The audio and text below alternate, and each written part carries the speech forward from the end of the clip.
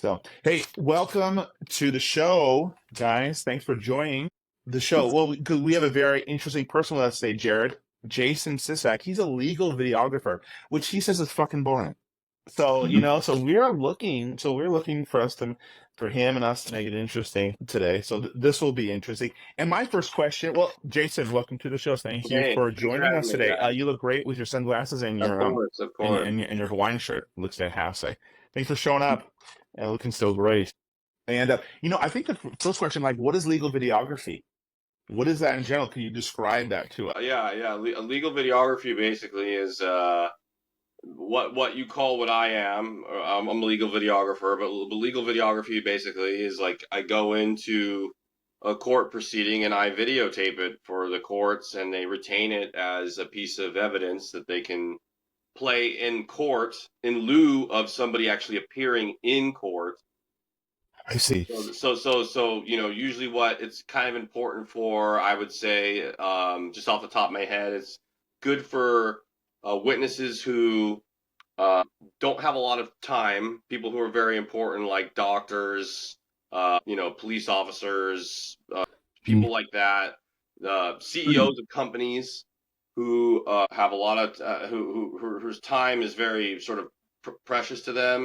They'll take their depositions, ask them all the questions that they would be in court, not in the courtroom, but in a other space that was used to record the deposition at, and ask them all the questions that they would have in the courtroom, and videotape it so that if there is a trial, or if a case goes to trial, they can play that video in front of a jury, and they have that person's testimony.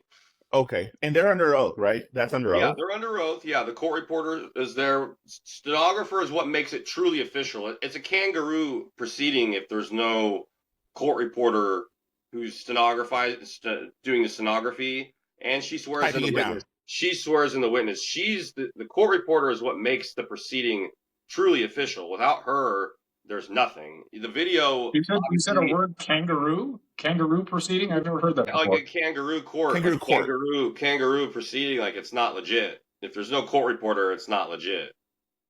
Like a fake, like where we want to. A kangaroo court is like the definition is like we want to. A government entity wants to convict someone, so they put a sham court. There's no impartiality. There's no back and forth. And the goal is To get him. just to convict that person Yeah. of whatever I'm going to do. Kangaroo court, it's just not a real court.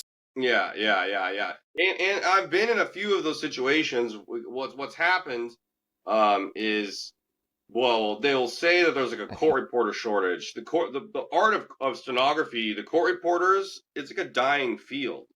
90% of the court reporters I work with, they're between the ages of 45 and 60 plus sometimes, and they're all little old ladies, and they're all just really good at what they do, stenography. But there's no young people, young women that are going into this field, young people in general, because it's very, very difficult, and they've made it harder, and it's hit this sort of this tipping point now where there's so few people getting into the field, it's dying out. And they struggle to find reporters now. They struggle to get court reporters. So what's happened is and I've had a couple of these proceedings, is they'll have what they call a certified audio reporter, which is not a court reporter. And they'll come and set up, so I set up my video, and then this other guy comes in and sets up his microphones, and he records everybody. And, they want to have somebody, for a little while, I was I forget what it's called. I was someone who signs off on documents. I was Notary. a notary. Yeah, I was a notary. They want someone to be notarized, because I guess people who are notarized can swear in witnesses, technically. Mm-hmm. So for a little while, I was notarized, and I swore in a few witnesses while I have my notary. But in hindsight, that is probably, I remember, you sent me some questions kind of to get me up to speed about what we were going to talk about on the show. Sure. But I kind of glazed over some of them. But you were asking me, like, what's the diciest thing I've done? Would probably be something like that, where I swore in a witness for like a video deposition, and there's no court reporter, And now I've lost my notary, and people have been like, oh, Jason, you should get your notary again and I'm like, I don't want to. I don't want to do it because it's kind of sort of, it's not ethical. Right. It's not. Okay. It's not ethical, and it's only happened to me. I've only done maybe 4 or 5 of these things, but yeah, they because there's so few court reporters nowadays, they try and get these certified audio reporters to come in and oh, it's a normal deposition, and what they say is like they record the audio and then a stenographer listens to it later and does it, but that sort of isn't. I've talked to court reporters. They say no. That's like no dice. Like there has to be a court reporter there in the room at the time of the proceeding to make it legit. A court reporter that's just listening to like an audio, who's not in the room and listening to it secondhand, that kind of makes it, it debunks it. She can't certify it, is what they say. The reporter has to certify she was there, she saw the people's lips move, she saw the people there writing it all down, because the fact that she's just listening to it, who knows who those people are? So video could be doctored, AI. Yeah. It's not legit unless there's a reporter in the room doing it. And because there's so few reporters dying out, they've been trying to kind of circumvent this thing that's happening. These what I would call are these big companies, and I actually won't. I won't name them for my own sake because I don't want to get in hot water. But there are companies that I work for that use these audio reporters, and it is kind of legit, not dicey, because they can't find court reporters to put in the room because they're a dying breed. Now, why they're dying breed? Why is it so hard to become a stenographer? You have to make it legal, to make these legal video. Shorthand is crazy hard. So stenography typewriters, both those technologies are insanely difficult. You just have to be able to write either with your hand as fast as a person can talk, or type with your hand as fast as a person can talk. So like I was looking at learning shorthand for a while, and they were like, I have the version that I use, which is like a half-ass version, and you can learn that in like 3 months. But in general, the learning process is 2 to 3 years for either of those tools. And that's 2 to 3 years of like daily 4 hours of practice, like a piano player or something, not like most careers where people are like, oh, I went to college and I never showed up and now I'm this, Interesting. It's like a video game. You have to be able to type. They say, I've talked to reporters about it, you have to be able, like the minimum to like pass the test or whatever. Obviously there's like a bunch of other things you have to know, but there's a physical test that you have to take. You have to be able to type like 200 words like per minute. Accurately. Probably accurately as well. Accurately. Yeah, 400's the number that they're like looking for. I totally was like interested in that in a while, and then it's also an insanely boring job, right? Yeah, I mean, they're just listening to people talk. The content that happens in the depositions, it can be spicy sometimes, but a lot of times too, you're just you're listening to an expert witness or a doctor talk about something. It could be a very, very dry topic, and it's a topic that is only pursuant to the people that are part of the litigation. So it's like, I don't know any of these people. I don't care about any of these people. Or they're talking about a doctor's talking about why he treated a patient a certain way, or an expert witness is talking about, this is what he thinks happened in like an accident. Oh, I'm looking at the brake marks and blah blah blah blah, and it's pretty dry. It's very dry. But it could mean someone in jail or not. It could mean death penalty. It could be death penalty. It could be life in prison. It could mean $1 million. Millions of dollars are at stake. Yeah.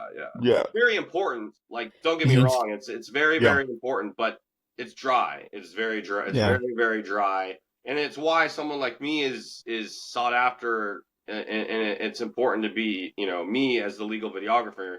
I mean, I've been doing this.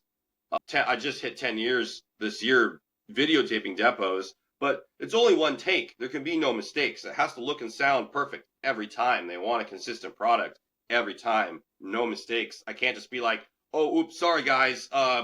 Re-ask those questions again. I didn't hit play. I'd be fucking done. I'm perfect. I have to make it perfect every time. It's perfect every time. Video recording it looks and sounds perfect every time. And if there's any sort of issue, I have to be like, hey guys, like a microphone's messed up, let's go off the record. And I can't sit there and twiddle my thumbs while a mic is buzzing or someone's touching the microphone, I'm like doing a little bit of directing behind the scenes to make it look and sound good. You're a director. That's what you are. Yeah, oh yeah. Well, I would say well, the true. I'm a cine. A court deposition syndrome. Now, I do want to ask about the spicy things that you've heard. Of course, redacted. That's important Yeah, for I legal won't say reasons, of names. I won't course. name names, but No, I'll tell please you the don't. gist of some stuff. Yeah. Yeah, but I did have a follow-up question about that. Do they ever use the legal video deposition of, let's say, a person? What do they? Does witness A ever come and actually in the court as well again, and then they compare it off of that, or do they take several depositions and they compare to see if they were lying? Is that also Yes. how Yes. some of the attorneys use Yes. this legal legal videography? Yeah, they can use it to impeach the testimony of the person. They use it as a tool. It's good for a couple reasons. People's obviously memory gets fuzzy the longer a memory is floating around in your head. So sometimes what they want to do is they'll take depositions of a plaintiff or somebody that's pursuant to the case as soon as they possibly can, because their testimony's fresher the sooner they can ask them the questions. So sometimes like they'll take depositions knowing that a court date could be theoretically years down the road. Interesting. So they want to be able to like jump in, take the depos, have it in the can. Get the fresh truth. Yes. The more so sometimes they want to like expedite the discovery process and not just wait for the person to be in the courtroom to ask the questions. They'll take their depots, they'll have those, and then if they can't, if they can't come to some sort of agreement or they settle the case, a lot of the times the deposition process is posturing to see if one side can settle before they go to trial. Because if they can't settle, then they go to trial. And then they either use the video or they don't, but they have the video there as a tool to kind of see what they know what the person is going to say already. Yep. That's interesting. Over time, if you like the purpose of a deposition and being like, the audio and video, the video of this is, I think it's interesting because I bet Jared knows a lot of things, but but over time, like I wonder, like also our memories too, right? Maybe they're not trying to lie, but they just forgot, and and memory fills in piece of information. So if we know it's not coming here, at least we have a fresh testimony from both sides, from witnesses, and get to go off there while it proceeds. And I know, and I think I was trying to get the point that our mind fills in the blanks over time of things that didn't happen, and we synthesize memory. So I could say, like, this is like, wow, this is fucking boring, as you said. Sometimes it can be very boring. It's quite important. No, it's very important. It's very important. It's very important. Yes, I mean it's litigation. People's lives are on the line, so to speak, in these cases and things like that. So yes, it is very important. But yeah, sometimes it's very dry, and it's just people, and it's people that that I have no stake in any of it. So it's just like impartial. Yeah, I'm sometimes I'm literally struggling to stay awake and sitting through some of these things. Jared, how does memory? Do you think why does memory fill in? Why do events fill in our memory and they're false memories? Why is that? I was thinking about the piece of data, the most significant piece of data regarding court stuff that I'm aware of right now, which is if you go back through time and you look at pieces of information that courts use to either prosecute or not prosecute a specific case or come through, the least reliable piece of information, statistically speaking, is eyewitness testimony. And everything else is more significant than that. And so the most relied upon by the court in their own tiers of significance, eyewitness testimony is the top of that. And so there's an ongoing disparity between which pieces of evidence are actually used and are actually useful and which ones are considered useful by the court. So the court thinks, it's eyewitness, so it's got to be real. And then in real life, most eyewitness testimony is not terribly accurate. And that's kind of a middle ground where we're at right now. The attorneys will ask questions to try and jog the witness's memory. They realize that people's memories can be foggy, and sometimes they have pieces of information. They'll ask a question of like, would it surprise you if I told you da da da da da or this or this or this? Oh. And they try and then they'll be like, "Oh, you're right. You jogged my memory about something, because the attorneys are doing their own independent research of what's happening in the case, and they know that people's memories can be foggy and things people forget, and they say like it's okay to say you don't know, you know. It's Oh, only it's okay. only dicey sometimes when the attorneys they get kind of I stuck was on. just gonna ask this. Yeah, yeah. I mean, the attorneys, they get stuck on something where it's like, and this is how I know if it's a good attorney or not. When I'm sitting in the depots, sometimes the attorneys definitely want like a yes or no answer to a certain question, and the opponent, they'll get defensive. They're like, well, it's not just a yes or no, da da da da da. But the attorney's like, no, you have to answer this question as a yes or no, and then that's when the opponent can get pissed off or they start acting defensive, and that's kind of the purpose of them videotaping it, because they kind of want to see them squirm a little bit. The full context too. Yeah. And and this is a perfect segue. So thank you, Jason. Yeah. I was gonna say, because I've been obsessed with interrogation videos and body language tactics. Mhm.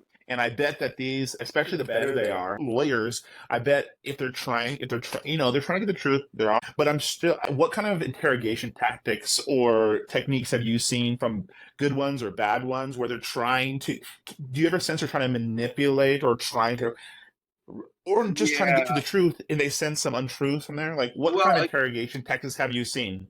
yeah, yeah. It actually just happened in one just the other day. I did. Uh, I'll just give you the gist of it. It was a case. It was a case about a gentleman who is a resident of an RV park, and he's part of a class action lawsuit of all these people in this RV park because the people who maintain the RV park weren't maintaining it, and it's Mm. shabby living conditions, and they're like jacking up the rent of all the people, Yep. and it's unjust. It sounds like Mhm. a nasty company is, Yep. unfortunately kind of fucking these people over at this RV park. And the attorney, I can't quite remember because, of course, I'm kind of glazing over the gist. But there was a point in the deposition where he was really getting stuck on, like, the attorney really wanted him. The attorney will say something on the lines of, like, okay, that's great, but you still haven't answered my question. And then they'll keep coaxing. The person's like, no, I answered this, and that's what happened. Like, I can't quite exactly remember the true content of it, but there was a point in the deposition where the attorney was like, no, you still haven't answered my question. You're telling me this and this. I want the answer to this. And he's like, no, I'm giving you the answer to that. You just don't like what I have to say. Like, that's what happens sometimes. To describe what that is what happens in terms of like an Right. interrogation. An attorney can say a question is not answered, and then he'll mark it for the court. He'll be like, well, we'll mark that for the judge, and the judge will have to look at that and see if you've answered it or not. That it can get very argumentative Oh yeah, sometimes. it can become very contentious. It can become very Mm. Yeah, because because I don't know, like the famous thing when you see in movies and actual court proceedings is objection, overruled, yeah. sustained. There's no one to overrule it. Leading the witness, like who is there to step in? Maybe the other attorney is, but maybe the two attorneys have to get along because there's no judge to say overruled, Sometimes sustained, they're in on it. approach the bench. Yeah, yeah, that's the whole thing of what I told you. Well, I don't remember if it was sort of before or after we hit record, but the person getting deposed is very naked. They're totally exposed. I want to talk about They this. have to answer any question the attorney asks them. They have to answer it truthfully. They get sworn in under oath. They could be perjured if they lie under oath, and they can ask them anything. Yeah, and that's kind of the dangerous thing about dangerous. That's kind of the thing about deposition is they're very open ended, and so part of what We'll happens. continue tomorrow. Yeah. Part of what happens in the deposition is hopefully the person getting deposed has a good attorney, and they can object. But they'll say like, I object to this question, but answer it anyway. Like, and that's part of the deposition process. They kind of have more leeway in terms of what happens, but ultimately too, what also happens is the judge watches the video later and sees when the attorneys are objecting, and they know that they can redact portions of the video, can be completely Ordered by the deleted. judge. Yeah, the judge will look at the video and be like, this Oh, objection Interesting. is That's better than sustained, live court. and that Because you portion can't of the unsay video, something in live court. like a question and answer segment, is completely deleted from the video because objection was sustained by the judge, and you can't play that portion in front of a jury. It's just deleted. It's gone. oh, I think it's interesting how the overruled and sustained, like how the judge orders the court is in a legal deposition video is kind of done afterwards by editing and Yes. redacted, and Yes. that's so an attorney knows that. So yeah, if they're going to act like an asshole or lead the witness or be argumentative, the judge may just throw that whole another question out. strategy to also elaborate on what you're saying as well is the attorneys can also when they object, they'll be like, I object to this, and then they start talking, and then the attorneys will be like, stop, you're doing a speaking objection, you're trying to coach the witness, like stop that, like you need to like stop what you're saying, you're leading the witness, you're coaching the witness. The attorneys will try and like the taking attorney will try and stop the deponent's attorney from like giving them information in how they object. Really good attorneys, the way I've done this for a while, the ones that I know that are truly the good attorneys are the ones who don't do speaking objections, that don't puff their chest out and get defensive. Because some attorneys will be like, what do you mean you object to this? Like blah blah blah blah, and they try and like defend themselves like on the video, on the Can you hear them on the record, and the really good ones, they'll just say object to form and they move on. I see. Yeah. And both attorneys are on audio and not video. No one's on. Yeah, it's usually the shot is like kind of how you see me right now, but that's just the witness. You don't ever see. The most you might ever see of an attorney is if he's like, he might lean in for a second to like point at something for a witness to look at a piece of evidence, a document or something. But the attorneys are notoriously camera shy. They always ask me like, I'm not on the video, right? I'm like, yeah, you're not on the video. I make sure that they're not, because even though they're sitting right next to the witness.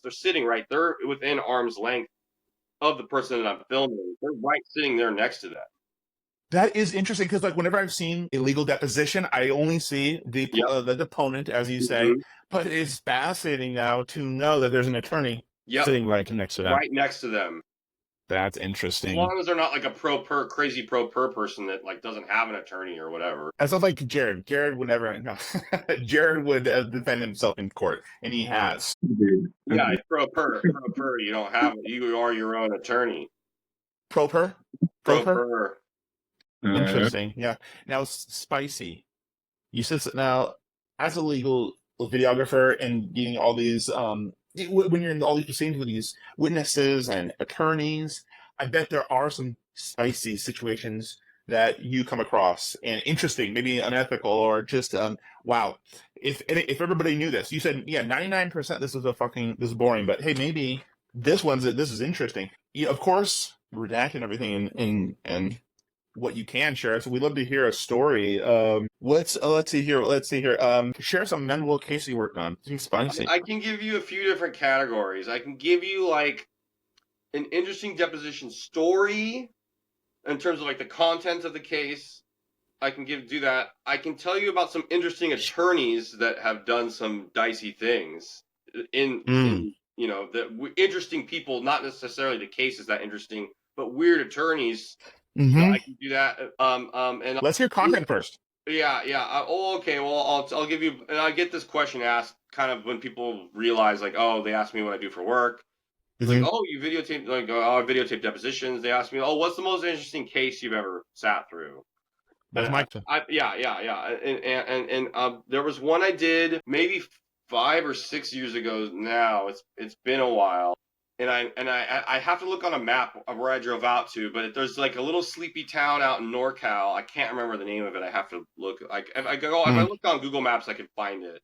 But there's this little mountain town out in the middle of nowhere in NorCal, maybe 2 hours away from my house in Sacramento. And there's this old guy living there, and it's like a federal case with federal attorneys are there, and it's about this guy subpoenaed to appear in this deposition. The case is not about him. It was about his little brother. And he tells me this story, and he's pissed. He hates being in the room. He's like, I fucking hate you guys. Fuck these attorneys. Fuck that I have to do all this. Blah blah blah blah. The guy's pissed. And I get it, and I'm just there to videotape it. But basically, what happened is this guy there's some sort of ongoing case with some sort of church. The federal government is like some sort of case with this church, this religious group. But this guy had a little brother who was part of some religious organization. I couldn't tell you what it was anymore. I don't remember. Couldn't tell you what religion or what religion it was or whatever. But so what happened is the little brother was going out of the country on these missions. He was like a missionary, sort of. He was going to South America as a missionary to go spread the religion in this town or whatever. And what happened was this happened. I mean, I filmed this maybe 5 or 6 years ago, but the content of the case, this all happened, I guess, in the 80s or something. And what had happened is they changed some sort of law. They did something where, like, if you're out of the country for more than a few years, when you re-enter the country, some glowy feds come and they like, so what did you see when you were out of the country? They kind of like debrief you or something. And they debriefed this guy. The feds came and they debriefed this guy who was He brings a missionary guy. And he was like, and they asked him some questions, and they were like, oh yeah, on the other side of the river, on the other side of the town, yeah, I saw burros with, bags of cocaine or whatever. They had drugs. He told the feds that he saw drugs in this town. And I guess what happened is they used that information to try and bust some drug dealer guy, but it failed or whatever. They didn't get him or whatever. And so the missionary went back to this town. The religious organization sent him back to this town, and the drug dealers, they knew he was the informant, and they kidnapped him. They kidnapped his ass, and the person that I was videotaping for this deposition was the older brother, and he went on this whole freaking, it could have been like a movie. He went on this whole mission. He told how he went for years. He was going down to South America trying to negotiate with the cartels to try and get his brother out. And he tells me about how they got to some point where they knew where the little brother was because they were kidnapping him, blackmailing him, basically. Like, we'll release the brother. Ransoming him. And they got to some point where they knew where the brother was, but they calculated that if they had sent in agents to rescue him, they'd lose so many agents would die in this operation that they figured it wasn't going to be worth it. And this is what the little brother's so pissed about. He's like, you guys could win in and save him, but you didn't because you calculated that you guys were going to lose too many people or whatever. And so he was negotiating with these drug people in South America, I guess he said, for like a whole other year. And eventually, and he was giving them money and they were stringing him along. And eventually one day they pulled him aside and they were like, yeah, that day when the feds were going to come in and they had that chance to rescue your brother. We killed his ass. We killed him. And he's been dead for over a year. And I'm sorry, man, like there's no more negotiations. Your brother's been dead for a year. And he was like, well, fuck you guys, fuck the feds. He was out. But he tells me the story, this guy, and I can't remember what state he was from, but I've never done research on this, and maybe you guys can look this up for fun on your own. I have no idea what the name of the case was or anything at this point now, but he tells me the story about how at this point there was some guy running for some political office in the town that he was living in at the time. Apparently this was some sort of like local news. I don't know if it was national news, but it was local news about how this guy had been kidnapped and he's in South America. And some politician, he talks about the little brother or the older brother that we were videotaping for the deposition, describes this scenario where this politician was saying, oh, if I get elected, we'll, rescue blah, blah, blah, blah, blah.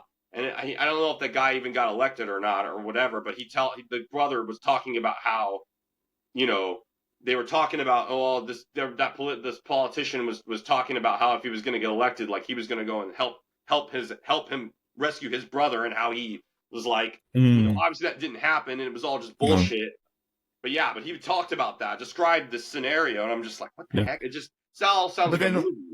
Yeah, that does, and that's super sad. But like, why was he being deposed? Like, what was the lawsuit around now? He lost his brother. He lost his brother. Apparently Killed the case is still open against the religious organization, despite this happening like 20 because years they ago. sent him back.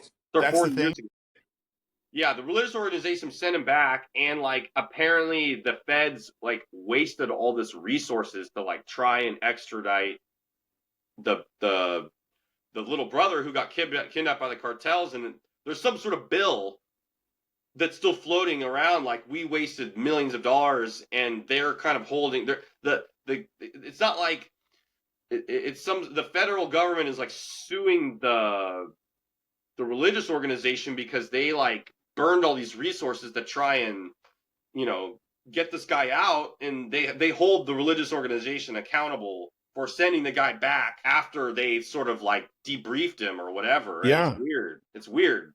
Like, he was like an informant to the government, and the religious organizations was just like, well, you're on a mission from God, go back and spread the word at that place. And that's what created the whole scenario. And so there is some sort of and I don't know what happened. I never know what happens at the end. I just get to see a little sliver of the case. Yeah. And I never know what happened. But that could be a movie. Yeah, they were deposing this guy because the case is still open, and they wanted to hear his side of the story. I guess they never deposed. They never deposed this guy, and so I drove out to the sleepy mountain town in California somewhere. There's like a casino. That's the only thing out in this town. It's just a big casino, and like an Indian gaming casino. That's the only thing out there. And I was staying at the Indian casino, and we had a big conference room was where we filmed the deposition at. Wow. And yeah, and the guy was there. He had no attorney. He was just there as a witness. And they basically, the feds wanted to hear his story because he was the one going down there to try and like negotiate the release of his brother and his whole take of it, because the brother's dead. Yeah. I have a question. Okay, so the brother snitches on this cartel in a foreign South American city, country, whatever, to the federal government. The federal government tries to go and get this guy. Yeah. Has not anybody ever seen a drug movie about what happens when you snitch?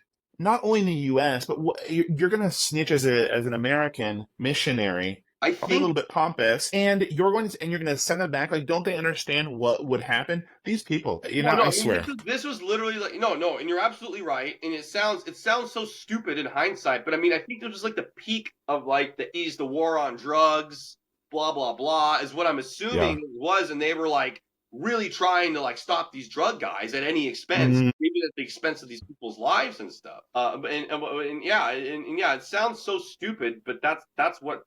There is a case. This really happened. This is real. I would that should be made a movie. That really should. Yeah. That's so interesting. That's very interesting.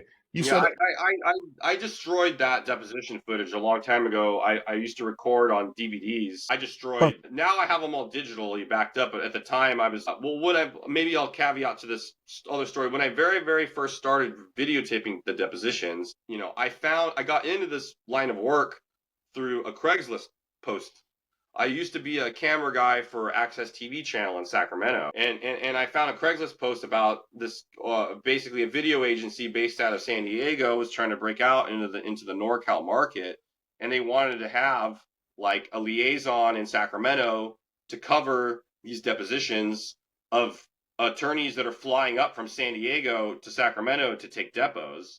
And that's how I got started. And what happened was I got these guys the people who run this video agency out of San Diego flew up to Sacramento, gave me camera equipment, gave me stuff, and they said when they gave me the equipment, like, you work for us now, like, and I kind of worked under the table for them for a few years, like, wasn't an employee of them, and I'm an independent contractor, but I specifically worked only for them for a number of years to kind of get my foot in the door in the industry, because they gave me their equipment. And eventually I got to a point where I got uncomfortable, and I'm like, I'm buying my own equipment. I'm mailing you guys the equipment back. I'm going to freelance. I'm more than welcome to take work from you guys, but I'm going to also work for other people too. Because it was kind of like I was getting bottlenecked. Like, there was other people that were approaching me to do work for them, but I'm like, I kind of can't because I don't have I'm using equipment from another agency. And they're like, well, you should get your own equipment and be freelance for what you're doing. you're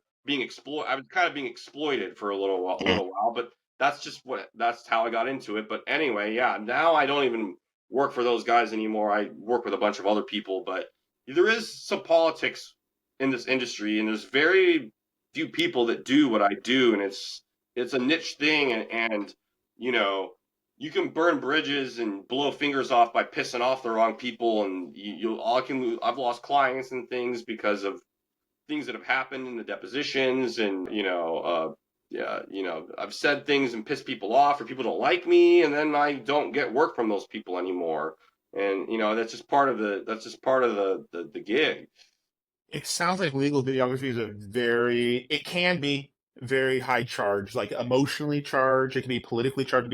It could be just legally charged between corporations, between attorneys, It can be between contentious. between firms. Yes, I could see yeah. how that all kind of boom, and we own you, and we own this video, and yeah, I can see that happening for sure. But Go ahead. What were you yeah, gonna no, yeah, I was gonna say, yeah. It's kind of one of these things where it's like they want skilled people to do it, but there's also a few people that do it too, and say? the because of COVID, a lot of what's happened in the deposition work, majority of depositions that are being video recorded these days are actually all Zoom depositions.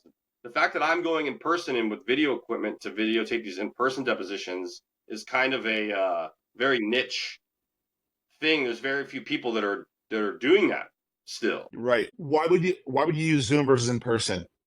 Well, a lot of attorneys, they don't want to have to fly all the way out to where the witness is. It's easier to be like, well, here's a Zoom link. You got a phone, prop your phone up on your kitchen table. We'll take the depo. It's mainly because the attorneys are lazy, is what it is now. Okay. Before there was COVID, obviously COVID was a thing. Mhm. Quarantined. They created the Zoom deposition economy because of COVID, but now they're sort of exploiting it.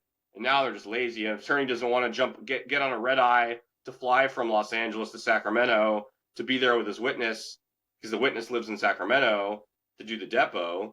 He'll just pop up on Zoom and do it that way. And they have screen capture technology, just like how we're recording this podcast. You could easily just have this be a deposition. Attorneys are there on the screens talking to each other, interfacing with each other, and someone's just screen capturing a videographer. They're not even videographers. A videographer. I mean, I do it too. I record the Zoom. I'm an actual videographer, but there are people that are recording these Zooms too that aren't videographers, that are just Zoom monkeys, that are just hitting the record function on Zoom, and that's all they do. They sit there and they just make sure that the Zoom is being recorded to the cloud or whatever. That's all there is to it. Does is it ever required? Hey, this has to be an in-person deposition. Is that ever a requirement? Attorneys can require it to be in person, but they don't have to though. Okay, can they make the other attorney show up as well? They can make them show up. That could be optional as long as the person taking the deposition is in person and the witness is in person. It can go. I'll do depositions, what they call hybrid depositions, and I just did one the other day, where the court reporter and the witness and myself are in person, but all the attorneys are on a screen talking to the witness. I'm sitting there videotaping him, and all the attorneys, they don't want to come up and be there in person. They'll just get a Zoom technician, me, to come and set up a screen in the room and have them all just sitting there like as a floating head on a screen.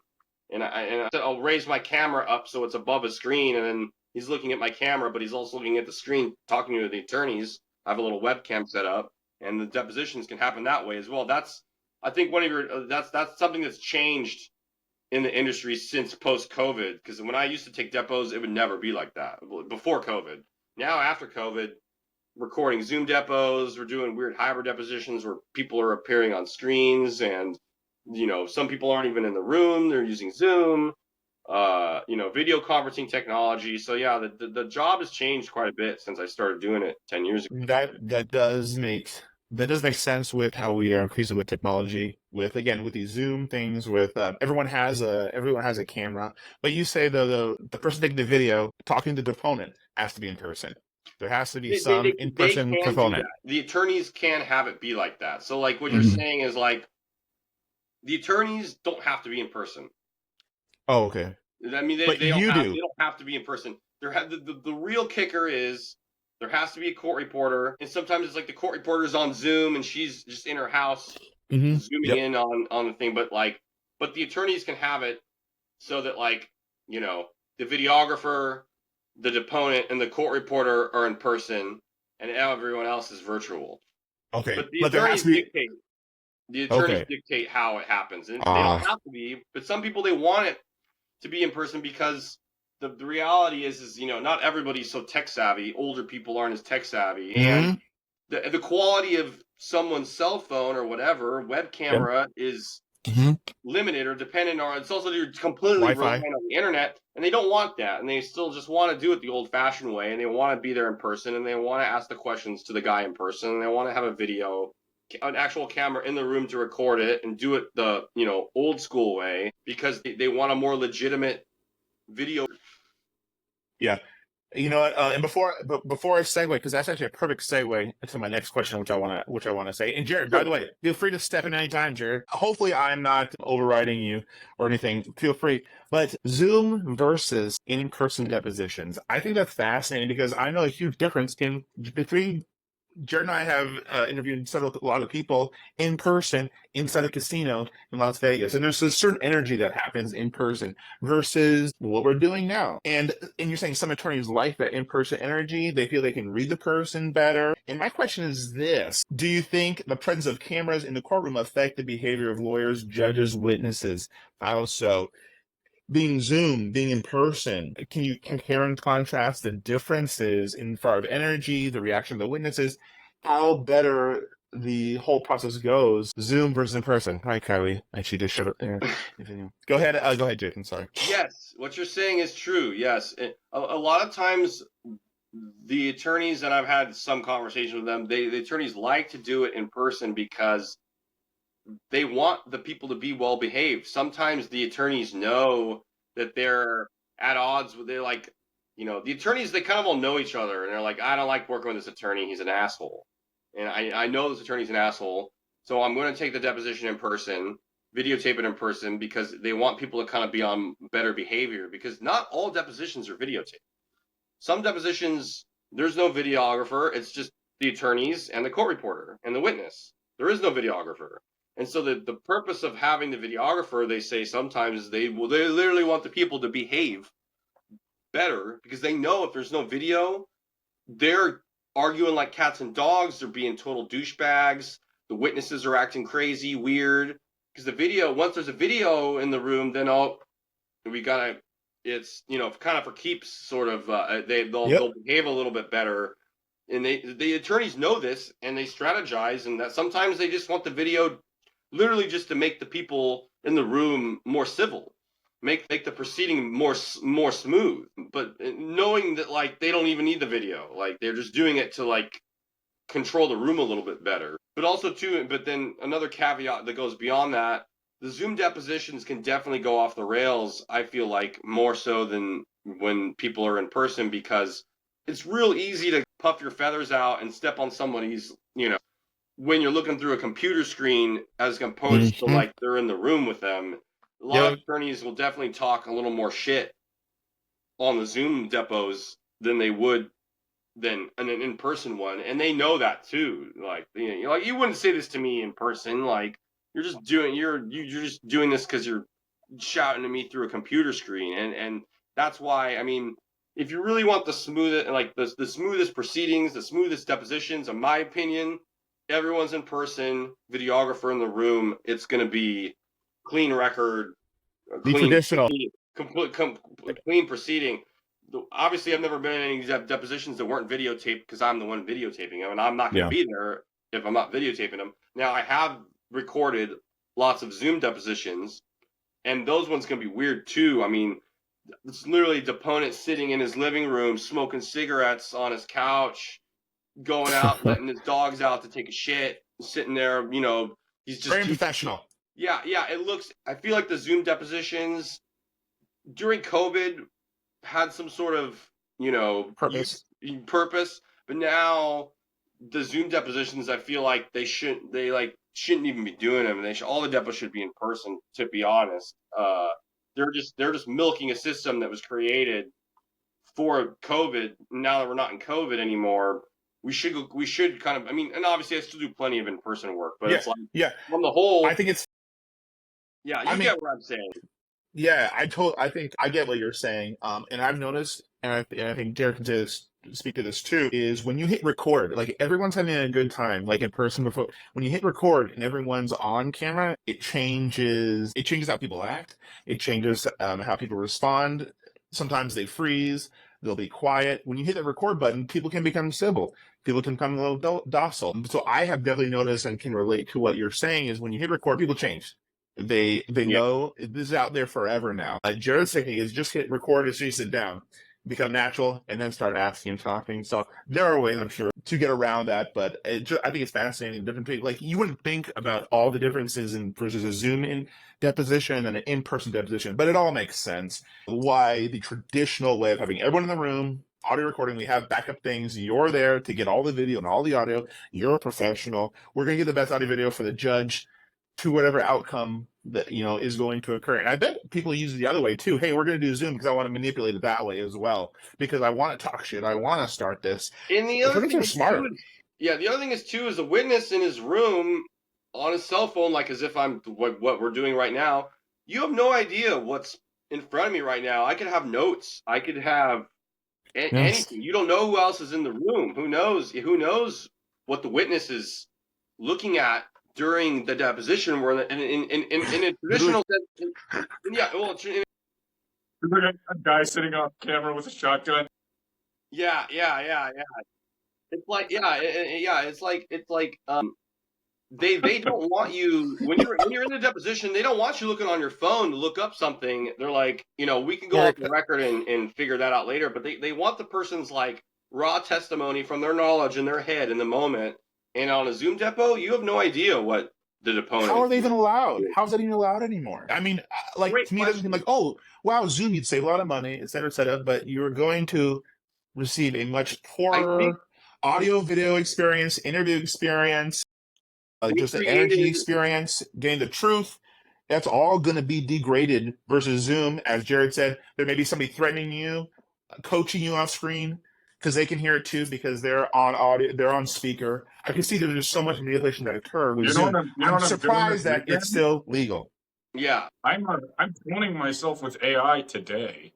It's like I'm doing it for my ads, and I don't like actually being on camera most of the time. And if you use a video sales letter and just type it in and but the AI representation of me, and like I've barely worked on it, is almost perfect now. Like it speaks with my cadence, it speaks with my voice, and it can get to about here on my shoulders. And if I go lower, then my shoulders are weird, and you can like tell something's off. But if you crop the video right, you cannot tell that that's not me talking. And that's like live on the fly, where the one that I'm setting up and working with today, I could put on like a Zoom call and I can type into my computer and it will talk on the Zoom call. Yeah.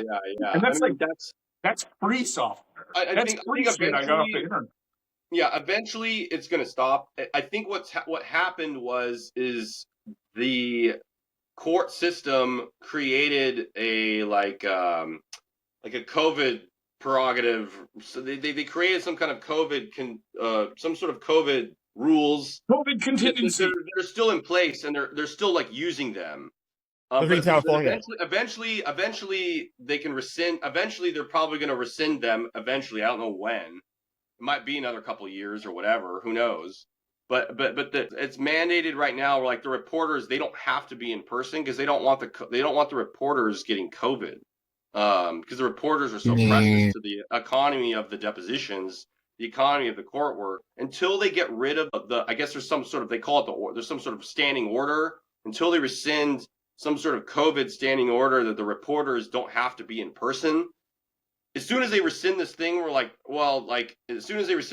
no, the reporters, they have to be in person again. They can't just be on Zoom anymore. Yeah. That's when the depositions will probably stop being so much Zoom. It'll probably go back to more in-person thing to maintain exactly what you're talking about, to avoid exactly what your Jared's describing in terms of like, who knows? They could have some, you could literally have some AI guy sitting there answering the questions and you wouldn't even be able to know. And There's so much writing on these cases. Oh yeah. And so So between that and the stenographer thing, because you were talking about stenographers actually have to physically be present, or technically it doesn't count. And if you have that, and then the Zoom meetings, and like in real life, it's like the way it actually plays out with the courts is typically somebody has to fight about it, right? So somebody has to be like, you know what, I lost that case because of that shitty Zoom deposition. Right. And then they decide to pick a fight about it, and it goes all the way up. And they probably don't do anything about it until somebody does that and picks a fight over it. Right. Yeah. But as soon as that happens, it's always interesting because you go, hey, and I can vaguely remember cases like this in the past, but it's like, hey, the stenographer wasn't physically present. And then as soon as somebody does that fight, and if they can win that fight or get to the point where they win, then that means every single case that has not had a physically present stenographer has to go into review and be redone. Yeah, it'll happen eventually. To me, it's crazy. I think honestly, the whole Zoom deposition thing, to me, it's nuts. It's nuts, and it literally never happened. It never happened before COVID. The most that would happen is an attorney, would call in. They'd call in over the phone. Sometimes they wouldn't be in person. They call in over and they call over a speakerphone and listen to the depositions, but never like Zoom calls. Never. And 90% of the time, the attorneys are there in person. It's only rare something happens, oh, I missed my flight, or I'm on the way to the Zoom meeting. I'm in my car right now. You start the deposition, and I'm going to be in person. That's what would mostly happen. And very, very few depositions I would be in before COVID would ever have an attorney like not in the room being part of the depo. It's sort of frowned upon. It's like, you're not in person. There's an oddity to the entire, anything that's done in person is always like a little bit weird. And of course, business is going that way. The world's going that way for obvious like cost reasons and like time saving reasons. But, depending on what school of thoughts. That's what's happening in San Francisco. Depending on which school of thought you're in, between 70 and 90% of human communication is body language and other information. Some school, the lowest it goes though, in anybody's thought pattern is 70%, right? And like most people out there, the kind of general consensus, it's probably between 80 and 90% of communication is nonverbal, right? And that's just like talking about like the things where we're wiggling our hands in the air, right? And then I know for sure, I pick up on people's mood from the way they smell, like at least a third of the time, right? Yeah. And sorry, Jared. There's no way to do like even if you did a full body shot of a person and a full body shot of each thing, you would still not be able to get that level of like unconscious information that's just being like openly available to you when you just sit in front of a person. People have vibrations. People smell. And there's all this other stuff around them, like the whole context of the person is missing when you're not in person. It does allow us to do things like this, Jason. You're in Sacramento. We're here in Vegas. It's very so there are benefits to it. Very convenient. But when there's so much writing, on these cases, jail time, life in prison, murder, I don't know, whatever, hundreds of millions of dollars. Like it seems like there's so much to be taken advantage of with these Zoom things. So that's so interesting. But majority of depositions are Zoom from what I hear these days. A lot of them. Whoa. Yeah. And as Jared said, hey, when I said I was actually being coerced against my will and I was afraid for my life and you guys didn't see it off camera. I don't know if that ever happens, but that just sounds like I mean, it's gonna open a can of worms eventually. Like let me put it this way. We're only in like 2 years of we're only a couple years past COVID being over or whatever you want to call it. But it's only a matter of time before this loophole will be addressed. But right now, me as a videographer, just going with the flow, adapting to the industry. You got to roll with technology how everyone's using. I'm just recording it. What happens, it's up to them. What this whole system, the courts. I'm not an attorney. I'm not, I'm not part of the legal system in any sort of fashion besides just being an impartial recorder of the moment. Yeah, it's wild to me. Yeah, it doesn't make sense. Everything you guys are saying, it's true. I think the whole, to me personally, the legitimacy of the Zoom depositions is hogwash. But doesn't matter. I'm just had to sit there and hit record. It's up to the attorneys to make it official or legal. Yeah, no, they're making their problems for the next 10 years. They're doing all that right now. Yeah, I mean, and a lot, and There'll be plenty of work after this. they're doing it out of convenience. It's just they're just exploiting it purely for convenience. There's literally no reason for them to be doing it anymore. Like I For said, such a degraded project, it degrades the whole process so significantly as we outlined here. But it kind of makes sense though, because you're dealing with attorneys, Jason. Jared, no, you deal with a lot of attorneys in your past too. Oh yeah. Now, So can you let's see. tell us? Oh, What? I I just had to I've done segue to our two question. long Go court ahead. cases. I've done two long court cases, and the very first long one, and I think I've gone to jail 4 or 5 times, right? And so, oof. He's wild, Jason. Jared's wild. You wouldn't even know. Yeah, I just met him. I got no idea. Sounds interesting. I'm poorly domesticated, is what I like to say. True. Verified. But A lot the of fun. first long court case, and this is the other one is I only get busted for stuff I don't do, right? And so that's always amusing to me. Like any of those were things I didn't do. Not to say I haven't been doing crimes the entire time, but those specific crimes were not me. Anyway, whatever. That's just how it played out. It's kind of amusing. It was probably in my cards to have been caught or whatever. Right. But the very first court case I did, which was for a DUI where I blew .06, right? Which I got the DUI blowing .06 because I talked too much shit to the cops and the judge, mainly. Ooh. But I remember I went to somebody that. who doesn't respect authority, I assume. And so Jared is his own authority. Jared's a sovereign citizen. I'm thinking to myself, like, okay, we're going to go in and, like, we're going to do this court thing. That fucking court took 2 weeks. There was, like, not that much to say. There wasn't anything going on. There was not confusing data. There wasn't an expert witness. There was nothing going on in my case. There was nothing interesting at all. It was as boring as it could be. It was a DUI, right? It took them 2 weeks and change, like over 10 court days, right? And then like a little extra to finish that off. And I remember somewhere around like day 10, I had a dream where like in the dream, it's you, all the attorneys, the judge, and all the jurors, and everybody's just sitting in a big circle, totally buck-ass nude, right? Looking at each other. And we're like, and the conversation, or like, you know, the thing that we shook out over 12 days of court, right? Took in that dream when people are just talking to each other like normal people about 40 minutes. Yeah. You know what I mean? Like the massive, insane waste of time with the song and dance of the hold on, everybody get their costumes on and go to the big costume room where we all okay, now costume guy over here, do your little costume thing, and then that guy does his costume thing. And like it's super fucking weird because like I've totally got busted for stuff where they're like, all right, well, you're super busted. You better, you know, like other states, right? Get busted in another state and like they're like, you're gonna be in trouble forever, and you're just like, fuck you, and you just go home. You know, you're like, fuck your stupid court. I don't like you come get me. Yeah, a lot of what happens in these proceedings is like a dog and pony show. It's a lot of people, you know, puffing out their chest, puffing out their feathers to represent clients and things like that.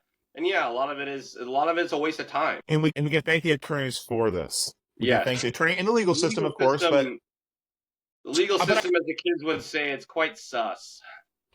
That's 100. If I was taking $500 an hour though, like an attorney, I'd be trying to eke out every 10 minutes. You know, 10 minutes is a lot of money when you make that much. Oh yeah. It's deliberately slow and tedious. Hold on, I need to take a leak. Money. Yeah, and you know, in this whole process, Jason, I bet you've met some sketchy attorneys, some interesting attorneys, some characters that try to eke out the extra 10 minutes at 500. Okay, I'm going to reset that question, Jared, because I want to get that. I want to get that whole question out, and then you guys can add. Does that make sense? I'm going to restart. Is that fine, Jared, with you? No, I've been saying like I got what you were asking, but go ahead. Re-ask it. It's all good. No. Jared, what were you gonna say? What were you saying about that? I don't know. About I guess the question. Okay, yeah, I'm just saying attorneys I'm sure can be wild in your industry. What are some of the good stories you have, or what characters have you met in this industry that are notable to you? Yeah, I had a racist attorney once. And I don't know how this guy even has it. Like it's above my pay grade, but the stuff that I heard him saying off the record, I mean, he would probably be disbarred if I were to like divulge the information. I won't give you much. I'm not going to name names. I'll tell you, it's an attorney in Sacramento. It's wildly racist. Yeah. Well, this is. I'll tell you the gist of what happened, and I'll try to not repeat the expletives for sake of maintaining your editing and such like that. But basically, Don't worry about that.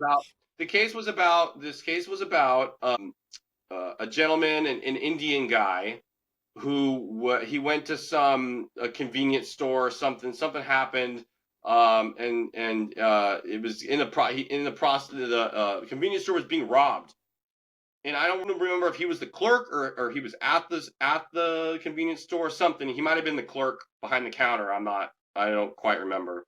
But a black individual came in to the store, robbed him at gunpoint, shot him even. And so this guy, I was there to record a Zoom deposition. And what it was there was an interpreter, like a Punjabi interpreter was there. So I was sitting in the room. There's the interpreter, there's the witness, everyone else is on Zoom. The attorney is talking to his client, trying to prep him for the depo, I don't even think it was a depo. Yeah, I think it was. There was a depo. Yeah, there was a depo. The attorney needed to ask him some questions or something. I can't remember. I don't even know if the guy had. Yeah, I don't think there wasn't. He wasn't even represented by another attorney. Anyway, this attorney was talking to his client, the guy who got shot, and he was like explaining to him like this, and this is only part of it.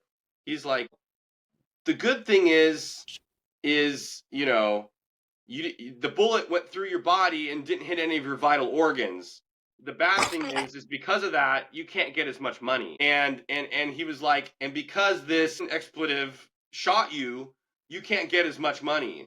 And he's literally talking to him like this. He's dropping N-bombs to this Indian guy, like talking to him about how this guy robbed him or whatever. And he's literally dropping slurs to him like, this, effing N shot you, da da da da da da, to like, I guess he's trying to pump him up or something, but it's just like, you know what comes to me is he's trying to incite him to say something. He's trying to create an emotion.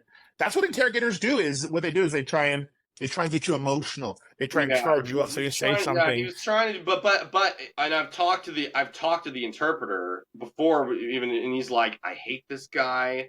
He's always saying the most rude, crude things. It's ridiculous, and none of that was like on the record. He was just like talking to his witness before. Nothing was being recorded. The stenographer wasn't going or anything. Obviously, when he was on the record, he didn't say any of that stuff.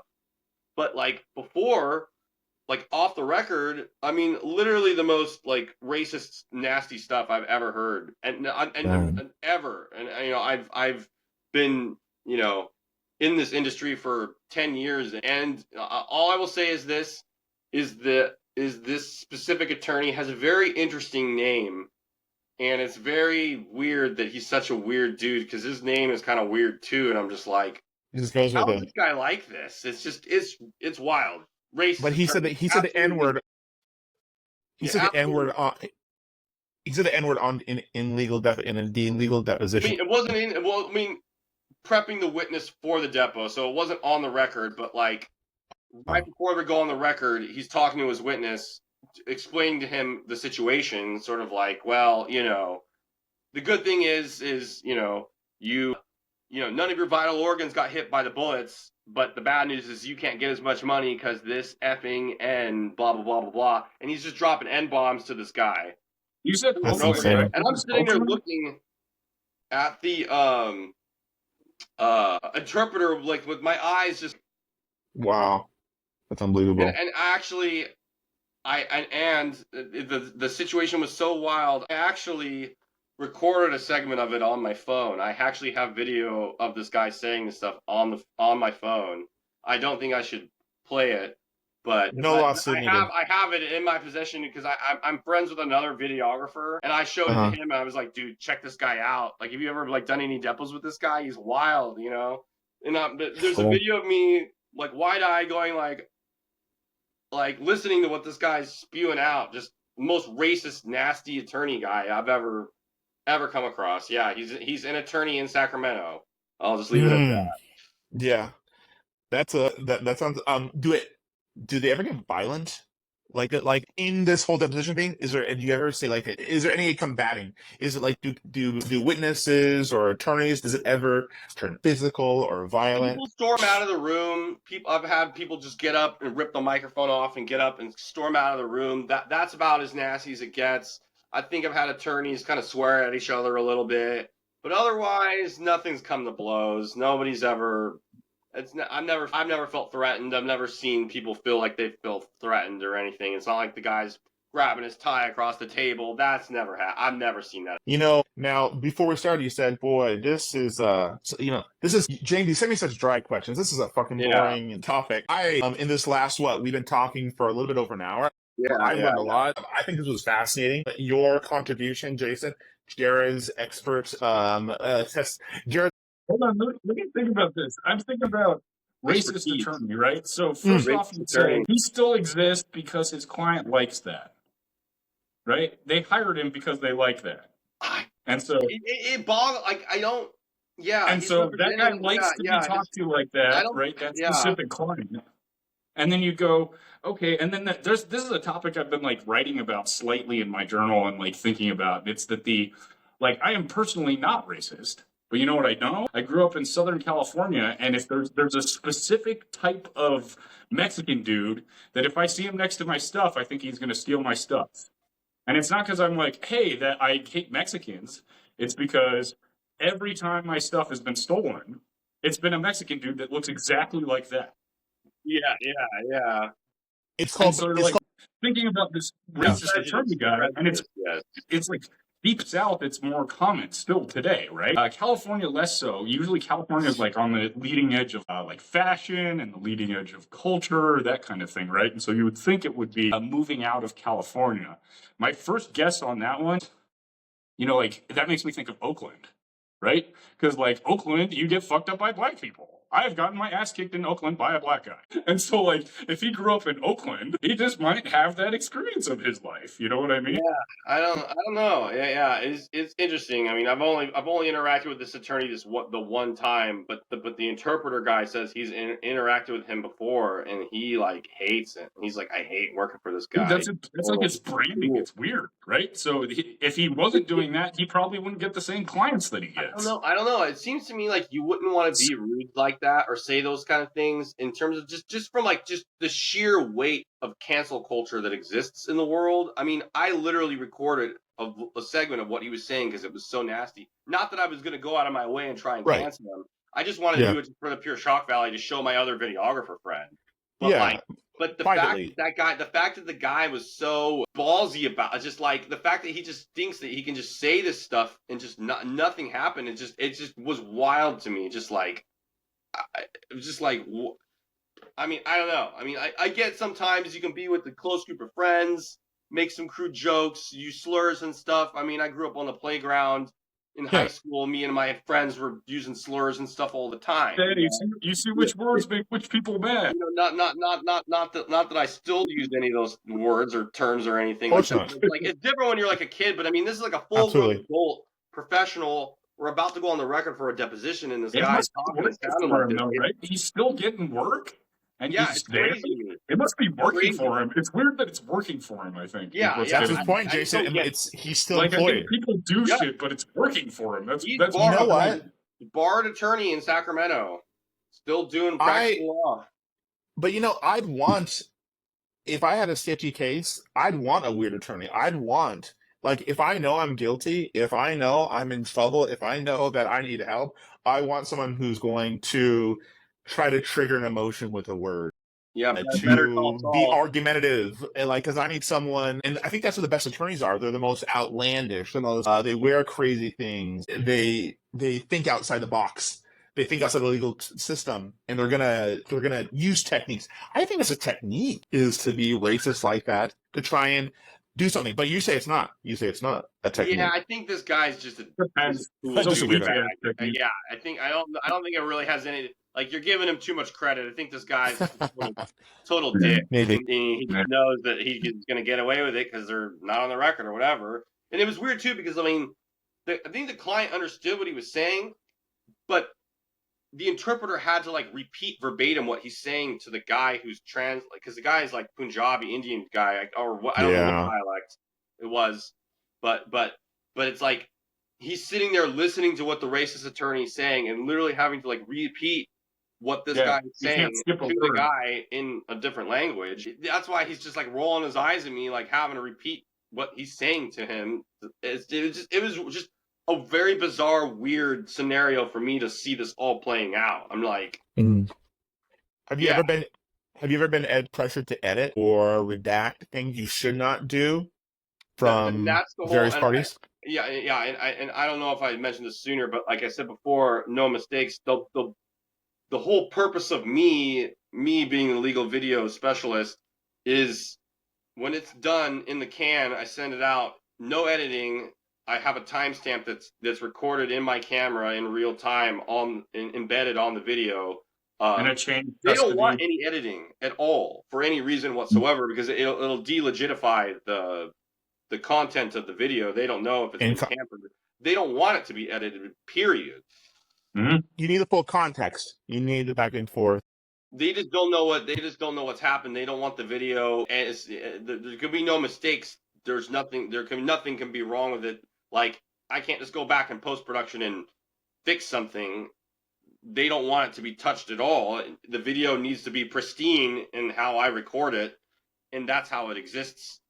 They don't want. There can be no editing. I know, and quite frankly, I mean, I learned some video editing when I was going to college. I'm not a video editor guy. I don't want to edit the damn video. I'm not a video editor. F A lot of that. work. Too much homework. Screw that. I like being able to just go out, shoot it. It's done. Boom. Wham, bam, thank you, ma'am. You know, In the can, as you in the say. can. It's done. Yeah. Yep. Yeah, but it'd be interesting if they, I'm just a shooter. Yeah. I'm not an editor guy. I'm just a shooter. I just want to videotape stuff, video it for you, give you the footage, do whatever you want with it. I'm not a video editor guy. It's too much work. I'm too much of a perfectionist, and I would just sit there. And when I did do some editing projects for when I was in school and stuff like that, I was just, dragging markers and making sure that transition fades at just the right moment and making sure the audio. I go crazy. Like, my OCD. I'm not someone that's built for video editing. I'll just put it that way. Like, but I'm just, it's just, yeah, it is definitely. I've been learning that it's definitely an art. Yeah, you get what I'm saying. Yeah, definitely. But also, I just think that it makes sense that the unedited reel, clear audio, clear video. Everyone knows what they're doing. You have all the back. It's just really important to have a good product and something that can be used and reliable. I'm a professional. I've been doing it for 10 years, and I know when the buck stops with me. I mean, I'm in the room videotaping it. It's going to be perfect. And it's actually interesting too. Another sort of caveat. Every once in a while, I'll work with attorneys or court reporters that are like, well, I want him to be like this, or let me peek and see the video, and they kind of want it done their way, and sometimes I have to like step in and be like, look, I've been videotaping the depositions for a while. You hired me to do this. You have to trust me that I'm going to make it perfect because I want it to be perfect for you. And it's interesting to me sometimes it's very, very rare. It's maybe only happened a handful of times in the years and years that I've done this, where the attorneys think they know better than me and how they want it done or filmed or whatever. And I'm just like, it's weird to me, but sometimes you run into those people and it's kind of have to be like, yo, like, I'm the video guy. You hired me to do this for you. You need to trust me that I'm going to do it right because I want to do it right. So they have, there's maybe some pushback sometimes with some of these attorneys, but you have to kind of stand up and say, hey. Court reporters too. Sometimes they're like, the way I usually set it up is like, and maybe you can't see this, but it's like, I'm sitting, usually it'll be like the court reporters to my like right or left, or I'll put the reporter at the head of the table, and then the deponent is sitting to the witness's left or right, and I'm sitting across kind of catty corner near the court reporter with my tripod and camera set up.